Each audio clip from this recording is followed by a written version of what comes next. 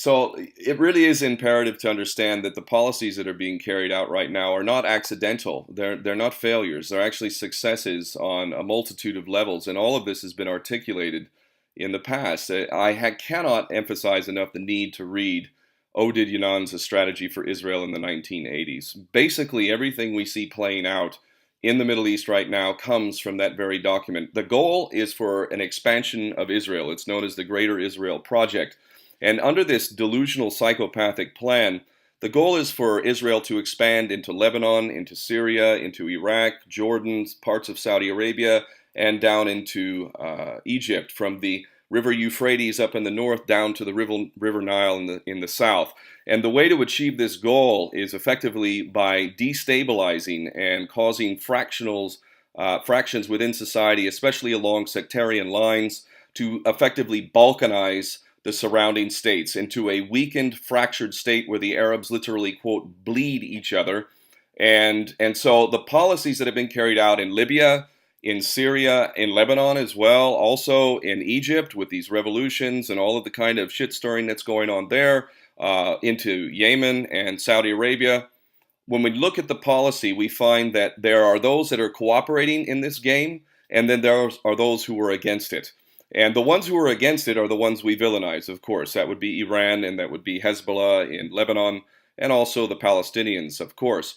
The allies that we have to apparently move in the right direction are Israel. Okay, any honest look at Israel makes clear that it's running the United States effectively through its overall intentions and its absolute infiltration of our government.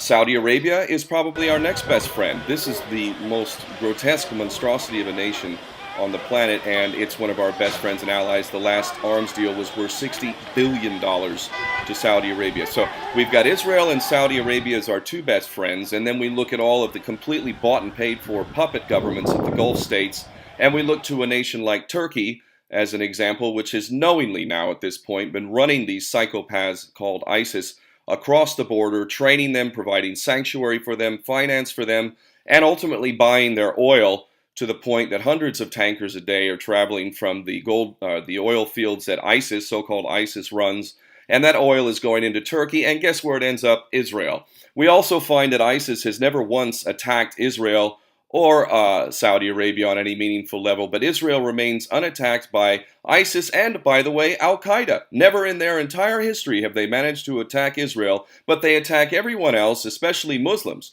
Isn't that interesting? And when we look at the actual policy and the relationship we have to Al-Qaeda and ISIS, we will find, if we're serious, that we are, in fact, Al-Qaeda, and we are ISIS. The people we are fighting today, we funded 20 years ago.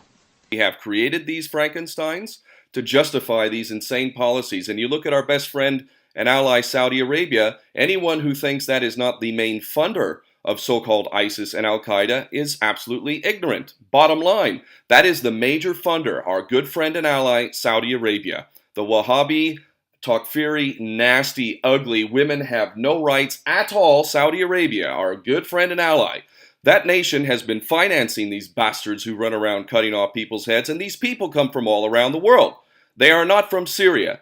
Most of them are not from Syria. They are foreigners who were paid as mercenaries to go in and basically wreak havoc, to wreak absolute havoc.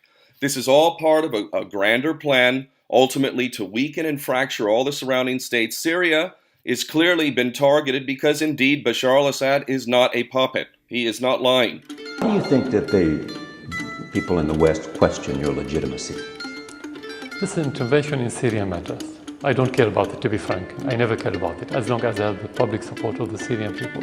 That's my legitimacy. Legitimacy comes from the inside. But why? I will tell you why. Because the West used to have puppets, not independent leaders or officials in any other country. And that's the problem with Putin. They demonize Putin because he can say no and he wants to be independent, because the West, especially the United States, don't accept partners. They only accept followers. Even Europe is not a partner of the United States. That's to be very frank with you. So this is their problem with Syria. They need somebody to keep saying yes, yes man, a puppet, marionette, and so on. Yeah, whether you love him or hate him, he is not our man. Saddam Hussein was our best friend and ally for a long time, until apparently he wasn't quite fitting the bill anymore, and then he became Hitler. This is the same pattern we see over and over again. The bottom line is that this policy is intended to completely destroy all of the Middle Eastern nations aside from Israel, so that nation of Israel, the Jewish state of Israel, can expand. This is the goal, and they've laid it out very clearly, and everything we see makes perfect sense when you understand it in that way. But if you listen to anything the mainstream is saying, they set it up in terms of we're fighting Al-Qaeda and ISIS.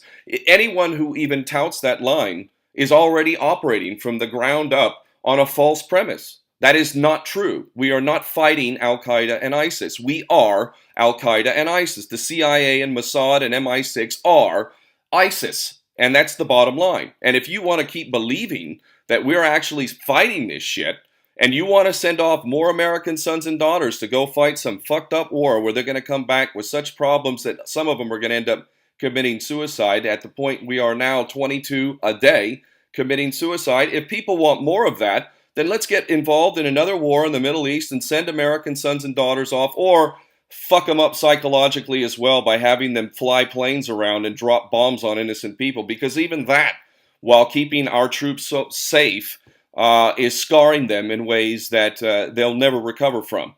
So we need to get out of all this stuff and understand that the policy is being carried out as the rulers of the world dictate it to be. And all of our puppets in power are in fact traitors who need to be arrested for violating their oath to uphold the U.S. Constitution. Every single one of them who has voted for any of these laws, NDAA or the so-called Patriot Act 1 and 2, are you kidding me? These are an affront to anyone who believes in the U.S. Constitution, and every red-blooded American patriot should be fucking angry to the core that these son of a bitches continue to run and exert the power of this nation, literally, and involve us in wars that make no sense for anyone, including ourselves. This is the reality, and that's the Middle East in a nutshell.